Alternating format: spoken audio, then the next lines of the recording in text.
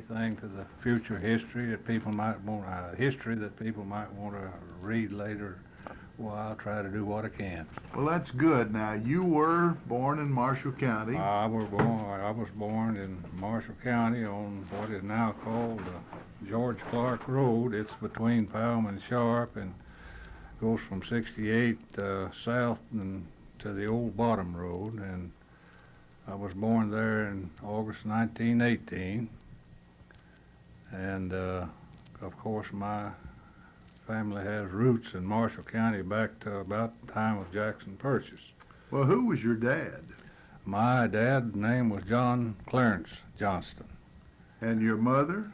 My mother was Donnie Riley. She was the second daughter of Commodore and Matey Edwards Riley. So that's where you got your given name. That's where I got my given name. I know my mother said when I was born that one of the neighbors was there. Of course, that's before they went to the hospital, a lady, Effie Clark at that time, and she said, well, why don't you just name him Riley? And she said, that's how I got my name. Well, between being kin to all the Rileys and all the Johnstons, you've got a lot of relatives around. Oh, I sure have. The Rileys and Johnstons together. I've got a host of relatives. That's true. Do you know anything about the grandparents on either side? Do you know their names? My grandfather, my dad's father's name was Marion Johnston, and my great-grandfather was Harrison Johnston, and my great-great-grandfather was Laird Johnston, and he came here about 1818 or 1820, settled in the area now that is now Griggstown community. And there's a host of Johnstons, of course, that has been traced back to his lineage, you know. Say, that takes us right back to the beginning of the Jackson Purchase, right. Which Wadesboro, I suppose, was the first settlement of any note. Mm-hmm. And that's older than Paducah, which started in 1827. Well, he was a brother to the Isaac Johnston that moved to Sharp and settled, and he operated the first horse-drawn mill there, and their father was Absalom Johnston, who's mentioned in Lemon's 1894, I believe, History of Marshall County. Yes, that's right. Of course, they didn't even make the purchase till October 19th, 1818, and the Johnstons and, well, of course, Bannister Wade, for whom they named Wadesboro, a fellow named John Irvin, who was a great-great-great-grandfather of mine, I guess. And there was a fellow named Stewart, for whom Stewart Cemetery up just across over in Callaway County was named. And Henry Clay Darnell, the first Baptist preacher, and First Church at Soldiers Creek. So, I mean, your family goes back to the very, very beginning. Very beginning. Of course, at that time was Callaway County. Mm-hmm. And, of course, my dad married Donnie Riley, and I've got two brothers and one sister living, and I had one sister that died at about a year old. And I went all my grade schools. I went to the McCain School. That was on the old Bottom Road. You know, I don't think I've heard the name of that school before. You say it was on Bottom Road? On the Bottom Road, about 3 miles, 2.5, 3 miles, starting at Sharp, going towards Scale. Mm-hmm. And all my teachers were women. I never had a man teacher. Mm-hmm. And that school was down the edge of the bottom, and the river would get up in the edge of the schoolyard sometime, high water. And then, of course, I went to Sharp, to high school, walked for 4 years, it was 3 miles, and graduated from Sharp in 1938, the year they won the state, although I didn't play basketball. And then I went to work for the TVA, and I was working as an apprentice iron worker, and they drafted me in the Army in 1941. And in February of 41, why, I married my wife, Doris Darnell. She was a daughter of Claude and Bessie Darnell. Did they live down toward Hardin? They lived a lot of their life around Hardin, but at the time I met her, they were living on Dr. Stinson's place on the old Bottom Road, right there inside the McCain schoolhouse.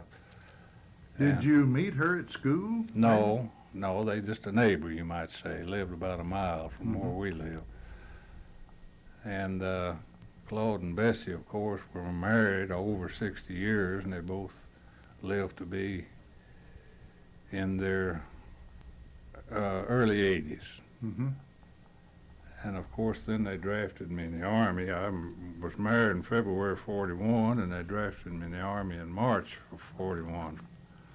Now, where did you train after you were taken in the Army? I went to Texas, to Camp Walters, Texas, and then they assigned me to the 1st Infantry Division. And what I was going to say, I went overseas then in August of 1942, and I left the 2nd of August, I believe, and Jerry, my oldest boy, was born the 28th of August, and I was overseas then until July 1945, so he's over 2.5 years old when I first seen him. He's a great big lad, you know. Why, of course. And I guess that was the most difficult years in our married life. We'll still be married, I guess, 44 years. At that time I spent in the Army. And you were away from home, of course, and you had a child born. Right. That would be pretty tough to endure. I know you wanted, like everything, to be there, but you couldn't. Well, that was the thing. It was just out until the thing was over, and managed to survive and get back, and so that's that. You didn't happen to run into Shelby McCallum over there anywhere, did you? Did you see anybody much from this part of the world? I got it in contact, or I did see 2 different fellas that I knew before we went over. Well, they lived here in Marshall County. That was Lucian Cornwell and Joe Edward Pugh. I remember and Lucian. Bernie Long. Lucian was from Calvert City. He married to Catherine Goheen, didn't Right. he, I believe? Yeah. I remember them. And of course, after I got back from the Army, why, there was a friend told me that there was a mail route open here. It hadn't been filled in Benton, so Blent Cox was the postmaster, and my dad and I went up and talked to Blent, and so we managed to get things together and got a hold of Gregory, and I got the mail route and started carrying the mail in 1946 on Route 2. That goes out west of Benton through Oak Level, and at that time I went to Samsonia and back down Samsonia Road to Benton. So you spent your entire career more or less in the one job. That was my career, yes, after I got out on my own and after I married. Of course, I spent my early life on the farm. And You had the usual experiences. Did you grow tobacco? that was the cash crop, was tobacco and strawberries, and we did a lot of truck gardening. We'd carry produce to Paducah in the summer months and maybe sit up till midnight shelling peas and beans. Sell there at the market house? It was there on Kentucky Avenue between 1st and 2nd Street. There, starting at the market house and going towards the river, line up down on each side of the street and take beans and peas and what have you down there, and people would come buy fresh produce. And we'd get up, and maybe we'd start at 2 or 3 o'clock in the morning in order to get a place up front as far as possible, you know, and that way you'd get the first customers that come by. And, it was an advantage to be at the beginning of the road. Sure. Yeah. And then, of course, we grew corn and fattened our own hogs for our meat and horsepower for our energy, and that's, of course, that's the way that it was done at that particular time before World War II.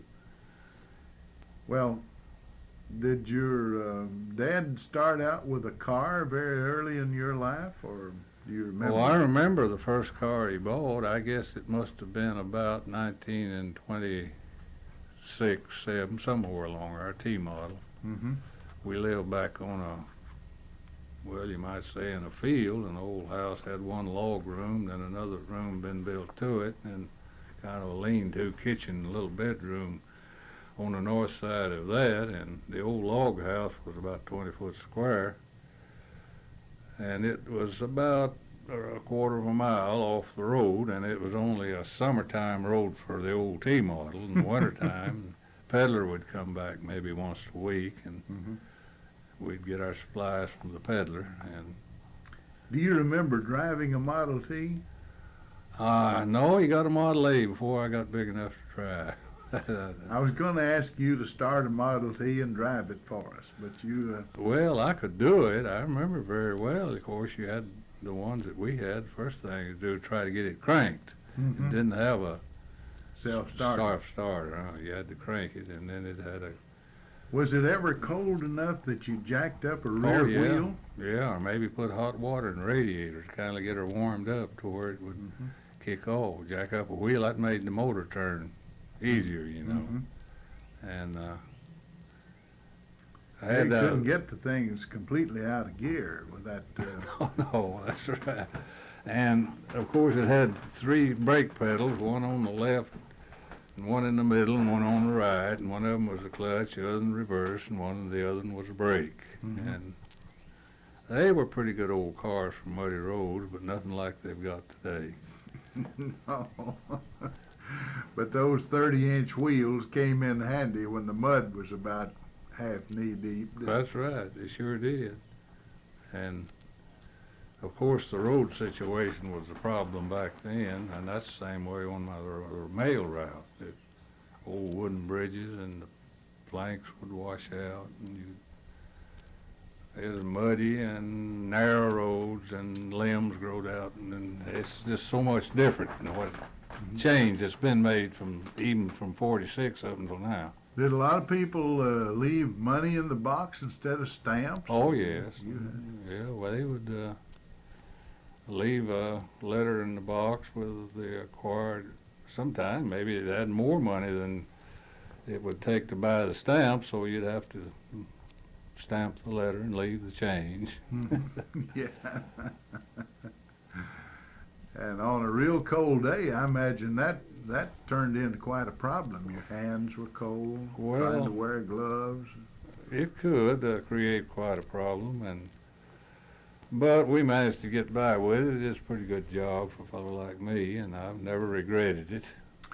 When the people, in the early days, many of them would order things like baby chickens, wouldn't they? Sure, You'd have fruit trees, just about everything. And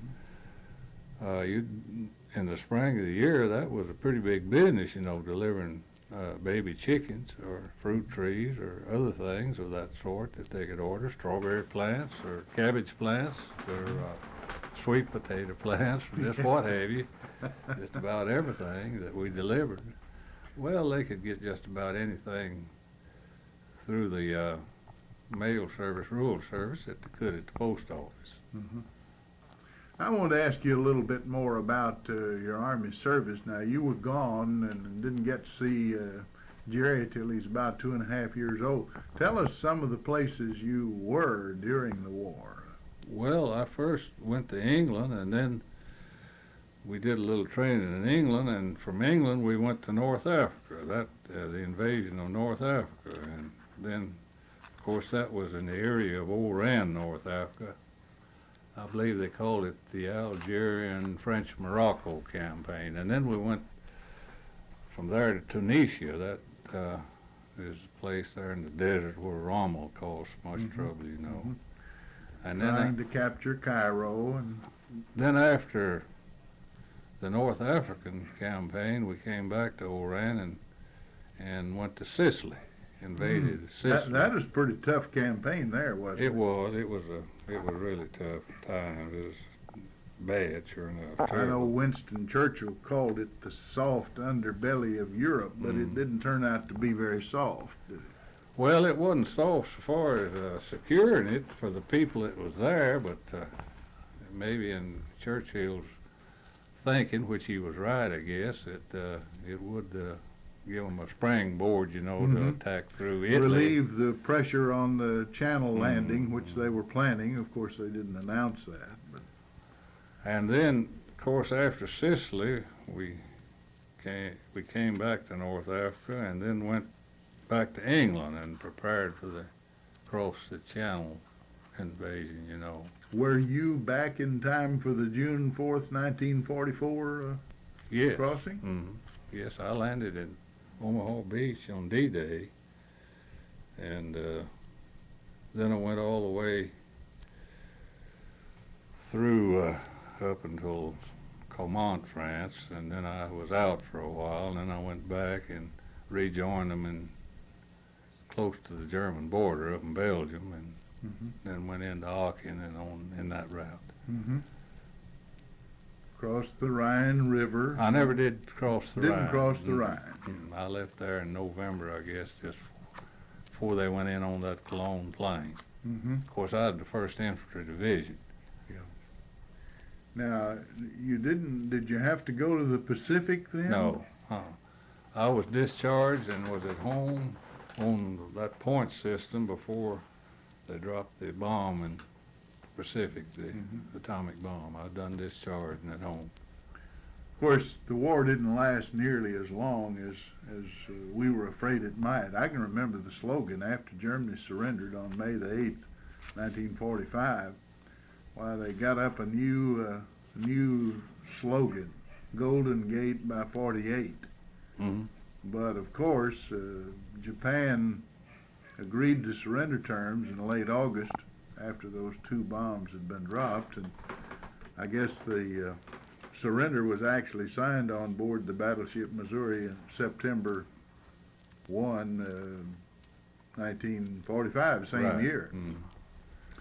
And Well, of course, then after I got back, then's when I started on my career as a rural mail carrier, and of course I retired from that in September of '78. And I've been retired, you know, since then. Mhm. And Well, now you mentioned Jerry. Did you have any other children? I had, we have 2 boys and 2 girls. Jerry and Bob, Robert, were the 2 oldest boys, and then I had 2 girls, Patricia and Barbara.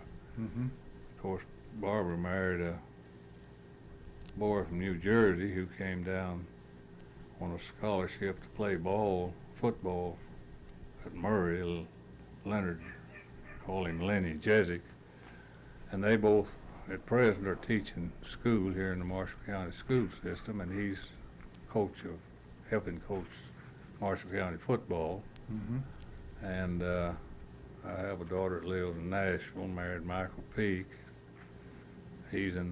Went through law school and is working now for the Bass, Berry and Sims law firm in Nashville. And Bob teaches at the vocational school at Marshall County, electrician. And of course Jerry works at Penwalt at Calvert City and has for several years, I guess close to 20 years. Mm-hmm. And I have 6 grandchildren. 6 grandchildren, and all of them are near enough that you can see them once in a while. Well, of course, Nashville's not that far away. We make Mhm. that trip pretty often, so that's right. Mm-hmm. See them just about every week, and sometimes about every day. Yeah. After you started on your mail carrying job, what kind of car did you drive?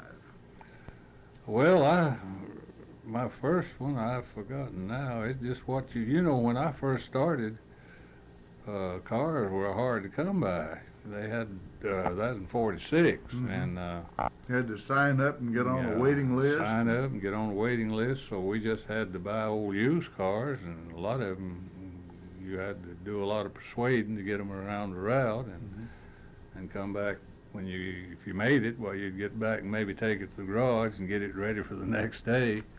I know Mr. Gardner out of Hardin, where I was living, had a 29 Model A, I guess it was, because it had the tallest wheels he could find. And some of his roads were still not the very best in 46 and 47 along through there. But, of course, that mail route went through Oak Level, and that's where my mother's people settled when they came here.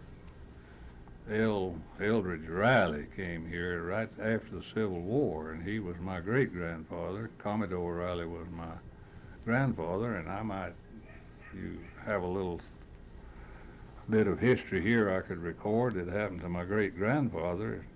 Well, I wish you would. He, I guess, was in his 50s, and he lived about a mile or a mile and a quarter on the other side of Oak Level from Benton, whatever direction that'd be. But he had come down with chills, you know. They had, back in them days, that was one thing that they had that... Oh, yes, that was a part of malaria. Everybody in the South had it. And it seems that quinine was pretty much the prescribed remedy in that time. It's during still that time, about and the it best still is, drug, I guess. I suppose. But the story is, and it's a true story, he sent one of his boys to Oak Level, about a mile, to get some quinine. He was going to take it for his chills, you know. Well, back then they sold morphine, you know, in stores. There's no law against it, in loose form. And it's a powdery-looking material, kind of like quinine, a powder, white, you know. And just look at it, I couldn't tell the difference. So the boy went to the store at Oak Level to get the quinine, and the storekeeper, and I've forgotten who his name was, he gave the boy, through a mistake, he gave him morphine. And the boy went home, and of course my great-grandfather took a big dose of the morphine, and of course he never woke up. He went to sleep and died. An honest mistake, but said that the storekeeper, something dawned on him that he had, what he'd done, you know. Well, of course, he said he run out, put the bridle on his horse, and didn't even take time to put the saddle on, rode him that mile and a half, whatever it was, bareback to my great-grandfather's house. And he's hoping to get there before he had taken the dose, you know, but it's too late. He'd already taken the quinine, and he died in his 50s. And just an honest mistake. Well, that, of course, is a very sad story. You can understand, I suppose, an untrained person doing that, but you know, it still happens occasionally with nurses and doctors. Well, then, though, they didn't, they just accepted it as an honest mistake, you know, and it wasn't pursued any further. Didn't go into a lawsuit. They wouldn't, that was just, that's the way people live then. But now, you know, there'd be no end to it. Oh, you'd try for 10 million, Yeah. I suppose. Well, you know, one day, a couple of years ago, I think maybe it might have been Norman Castleberry that asked me if I'd come over to Ken Lake Park and listen to some old country music. And when I got over there, I found that one Riley Johnston was playing a fiddle. Now, well, you know... Tell me how you got into that. You know, Ray, that a fiddle always, I don't know why. I guess it because it was a thing that was the end music when I was growing up. That's one of the basic instruments of country people, you know, at that time. It wasn't hard to carry around. You carry it on under your arm, and in the winter months, the old musicals was one of the main entertainments that we had. Different neighbors would have musical, they called it, different time during the week, and people would go and they'd put boards on blocks of wood around the house and then in the house for benches for people to sit on, and there was always in the neighborhood would manage to find somebody that could play a fiddle or a banjo and a guitar, and they just start playing, and they just have a big time, and some of them fellas was good musicians. Well, I don't know why I started listening to the Grand Ole Opry in 1925. I had a little battery radio with earphones, and I just liked fiddle music. Mhm. I reckon because I was raised, that was the first music I heard. And of course, my dad played a little, and he had an old fiddle there, and I got, I'd fool with it and get her down and saw around, and got to where I could play a few tunes. And Yeah. of course, I don't claim to be a accomplished musician, but I still like to play for my own entertainment, and I like to hear good fiddle music. Oh, I enjoyed that day. There was, besides you, there were others, as you say, and they played a lot of tunes that my father always liked and talked about. It was Boil Them Cabbage Down and Sally Goodman. All right. And Turkey in a Straw, yeah. Soldier's Joy, oh, they just so many. Leather Breeches and 8th And of they- January. They still play them tunes today. Mhm. Still play them. Well, I thought you did a very marvelous job myself. Well, I liked that music when I was growing up, and I still do. well, I do too, and if there's any of it being presented within a reasonable distance, I try to go when I know about it. But that, like I said, that was one of the basic entertainments down in the area where I was reared. You kind of made your own entertainment then. Right. And, but I heard you say you had a radio fairly early. Do you remember what it was? Was it an Atwater Kent? No, sir, it was a radio that my Uncle Van Edwards made. He was gifted to that kind of work, and he made several, and he made the box and got the parts together and fixed them in the box, and you had a A battery and a B battery, and had a set of headphones, and it worked real good. Mm-hmm. It's dry cell battery, and Yeah. there wasn't much interference then like there are now, all these electric wires and everything else that you have today. You get some interference, but then you didn't have that interference. And we got the radio I'd say about 1925. Mm-hmm. You could pick up WSM Nashville and WLS Chicago. Right. This is plain, and especially in the winter, better than I can get on the radio today. Mm-hmm. Yeah. But you had to have an aerial, You'd get out and put up 2 poles, maybe 50 feet apart, maybe, and then you'd stretch a wire with an insulator and then tie your lead wire to that end through the winter to your set. I remember putting up the first set we had, and I got 2 33-foot poles, and we buried those a yard in the ground, so made 30 feet above ground, and I had bought 100 feet of 7-strand copper, and then ran the lead in off that, and on top of that old 480-foot hill there at Hardin, why, you could pick up about any station in America or something on every frequency at least. We really thought we'd done something. Well, it was on Saturday night, most especially, it was a good source of entertainment. We liked the Grand Ole Opry. Well, we're just about to run out of time. Can you think of any particular story you'd like to tell before we have to sign off? You got another minute or so. Well, Ray, I guess not. I guess about what I've said about covers it. Of course, there's a lot of things that we could go into in detail more, but you don't have time, that length of time, No. Did you get half as many whippings in school as I did? I don't know. I got a few. I don't know if I got as many as you did or not, but I generally got one every day. But, so well, I didn't quite measure up to that. Okay. One thing, I had 4 men teachers, You did? and they tended to be a little tougher on the boys, I think. Well, I had men teachers when I got high school, but all my grade school were ladies, and You had the great Homer Holland, didn't you? all 4 years I went to high school, he's principal. Coach of the 38 Sharp Green Devils. Right. Well, thank you very much. It's been a pleasure visiting with you in your home. Thank you and your wife. for inviting me to come in. This has been our oral history show, originating in the home of Mr. and Mrs. Riley Johnston of West 10th Street, 905 West 10th, and this is Ray Mofield returning you to our studio.